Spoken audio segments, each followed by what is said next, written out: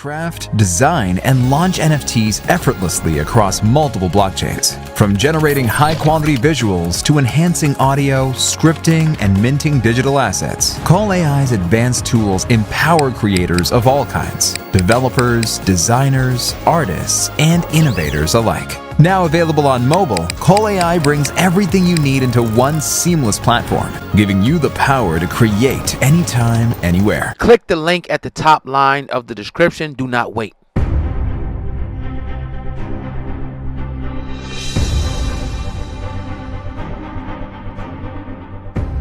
Alright, so Gilly the Kid was on Club Shay Shay today, and he confirmed that the kid named Noah Scurry was the one who actually killed his son. I'm going to play that clip from Club Shay Shay earlier, then stick around for a podcast that we've recorded actually talking about this whole murder and, you know, some of the things that was going on. So, yo, roll tape, hit the thumbs up. I saw about the 17-year-old basketball player, straight A student. Am I wrong, Gilly? It used to be like the athletes, they got protected. Right. Nobody touched him. Hey, he good now. He gonna be what we, they're gonna be talking about the block. He from the block, he got out. They protected those guys. What happened? That's who killed my son.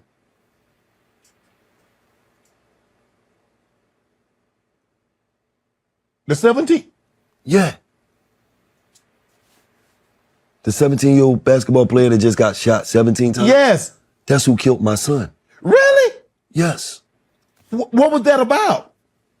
Well, it wasn't for my son. Your son happened to be there? Yes. Oh. Them blocks is beefing.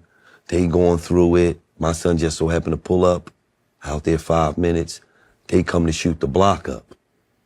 My son's not from that block. He don't, you feel what I'm saying? Yeah. He just so happened to be in the wrong place at the wrong time. Man. What the? That's how deep it is. Bro, he has the potential to get out. Right. And he living that life? No. But see, you don't understand. He got videos out where he got a Joker mask on. Right. Bunch of guns in his hand. So these kids is influenced by all the wrong things. Oh man, I want to be very careful on how we even kind of word this joint, because obviously things in the air and it's a very sensitive topic. When you talk about lives being lost and retaliation and feelings being involved, it's a real hot situation out there. And obviously a lot of people felt that death when it occurred. Obviously a lot of rumors were circulating when it did occur. When you look at, I just kind of want to look at it in whole. You got a young man, a young brother who was a son. He was a father who got murdered for what looks to be no fucking reason. And now you got the 17-year-old kid who seemed like he was out of this world, smart, talented, not only could have been successful on the basketball court, but more importantly, been a young man, young black man who could have been successful off the court from his brain and his intellect, that you have some bullshit street politics in between that ultimately ended both their life. Now, I'm not going to sit here and act like an old dude and preach about street politics and shit. I'm not out there. I'm not involved in them. You know what I'm saying? So I'm not going to comment too much, but it is, again, very unfortunate that we have one young father, one son that's gone, and now we got a brother that could have really did something in this world gone as well. And now we're guaranteed to have more black lives ruined because somebody's going to jail for this, if not more retaliation. So, and alleged retaliation. We don't know it right now. So I hate to be cliche, but it's sad, it's unfortunate. I don't want to get in particulars of whether he did or didn't, or whether he shouldn't or shouldn't have. I think we all know how we feel. I cannot tell you what to do with your family. I know what I would do with mine.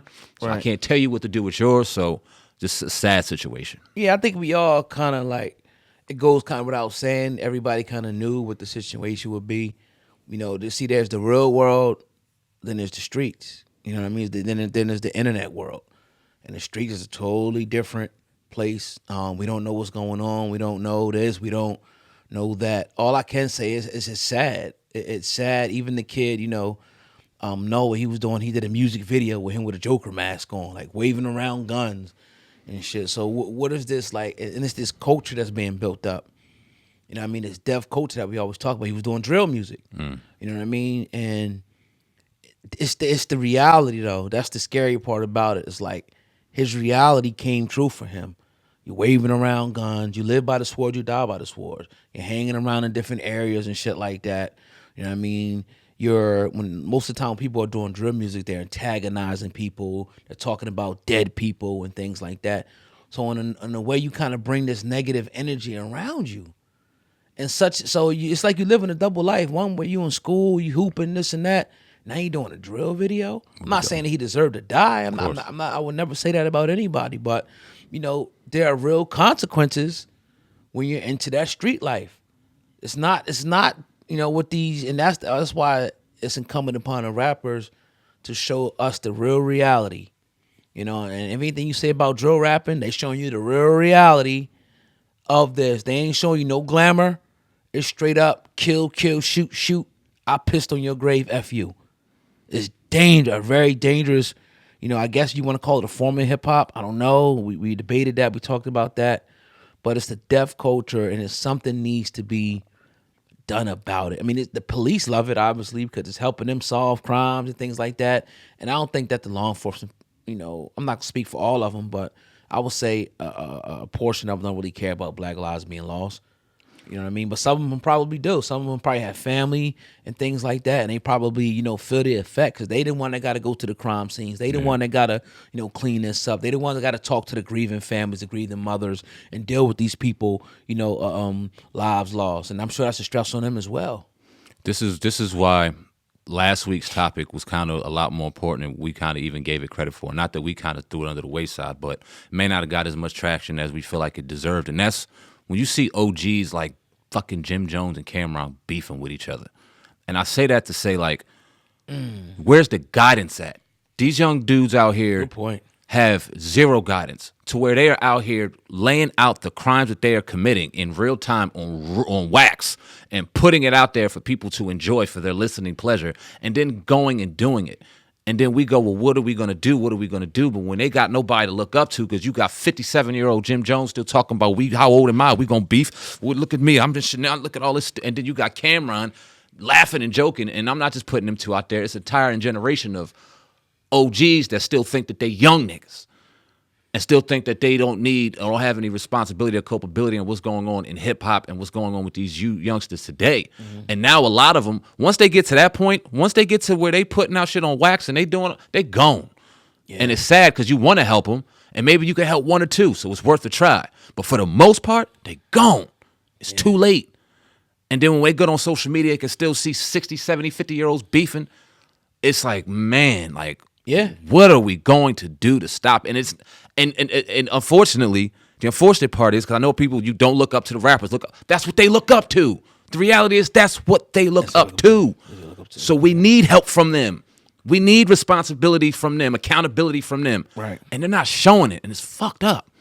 Right. And also, we definitely come at the rappers, but we got to come at the people in the community. The families, the fathers, the mothers, the family structure, the community, the government, local government, city government, schools. I think it all, plays a part in this. Now, I'm sure in a lot of these cities, there are people that really care, and they're working tirelessly to try to reverse what's going on. But like you said, in a way, would you say that you think we failed the youth in a way for not having those positive role models to say, nah, cut that shit out, bro. That you better get your ass in the house, bro. Nah, you not because a lot of times, look, you might have somebody, pop, somebody rob me. All right, bro, listen. This is what we gonna do, son. No matter how much did he take? Boom, I'm gonna give it back. Don't do nothing about it. Instead of fuck this, you don't get this nigga. Like you need somebody to talk to. Yeah. A young man needs somebody to talk to. Like, son, come here, I got you, bro. Yeah, we're gonna go away for a couple days. We'll handle this shit another way. Whatever the case, you never know. And then a lot of times shit happens, people be family members. And it'd be one person that could have been in between that could have squashed everything. Oh, damn, now I knew him. Or somebody knows him, or this person knows him, and this person could have been an intermediary, and this shit could have never happened. Right. Or something happened, it could have been made right. You see all the time somebody's chain gets snatched, and somebody be like, yo, I need that back. Whether it be Jay Prince, and they get it back. Mm-hmm. Nobody dies over the shit. Right. But the structure is totally dead. It's totally dead. You don't have that no more. It's a free for all, and these young guys don't even respect the OGs. Nope. they look in your face and say F you. Because, you know, they hurting, man. These guys out here is hurting. They have no guidance. They drugging. It's a sad situation going on, man. It really hurts my heart to talk about it because it's a perpetual cycle that keeps happening, and the result of it is death, man. I know, and I know a lot of the fathers and stuff. A lot of them are in the jail system and things like that. I wish there was a way that we can just, and I don't know what we can do because once you get behind them bars, they don't even treat you like a human anymore. You're legally a slave, but it's like. Right. You could get behind it and communicate with your family just a little more. Like it was a program to where sons can communicate with their dads and hear that because and even if it's behind bars, even that, like a void in a little bit of way can be filled. I even look at for example, like a CJ Stroud. His dad locked up behind bars, but he had a structure behind him and he got to communicate with his dad. That shit made an impact on his life. A lot of these kids suffer from PTSD. They gone, they don't got no guidance, they sad. And that sadness and that depression, that loneliness turns into anger and rage and bitterness. Yeah. And once you get there and they get solid and that turns into their suit of armor, they gone. Think about the movie. Remember South Central? Hell yeah. Think about that joint. And how the dad was gang banging and whatnot, and you know he was locked up. That his son was banging. His son damn near could have killed him. Was about to. It was about to kill him, blow his brains out. But his dad appealed to him, said, "Son, I've been there, son." Boom, boom, boom. He started breaking down, crying. He took the gun away from him. We need more. We even like that in the movies. We need more things like that to show that dynamic. You know what I mean? Because at the end of the day, if your dad is in your life and you're able to have this, you know, relationship with your dad is gonna be your rock. Like Pop, like this person did this girl did this. Son, I already been through that. Like you gonna be good, that, son. Man. You know what I mean? Look, whatever the case may be, yo, he punched me in the mouth, yo, whatever. So, the guidance, bro. Mm-hmm. And a mom is great, but she can't always provide what a father can provide. Nah. So it's very important, man. And even if it's a role model, a coach. Yep. Coach, man, boom, boom, boom, boom. Like, you know, many kids come up to me, tell me a whole bunch of different things, and I'm like, yo, man, nah, don't do this, do this. Important. Do this way. Even when they start wanting to talk back, yo, bro, chill. Yep. I remember when I was coaching, motherfuckers ain't want to go in a game. I looked them in the face like, yo, you think, nah, you going in. People trying to come out the game while the game's going on. Mm-hmm. Like, no, you're going in that game, bro. Life lesson, yeah. You know what I mean? You're going to fight through this shit, bro. Can't run. Right. You know what I mean? And we just need that, man. So to the people out there that's doing your thing, salute to you. Because I'm sure it's a lot of people out there. We just need more of it, bro. That's it. And we want to see situations like 17-year-old high school studs wanting to do drill music and dying from that shit. Or fathers and sons dying for this shit. Like, we got to try something, man. We got to try something. Yeah, and even like situations like, man, it's a sad. Either way, it's sad.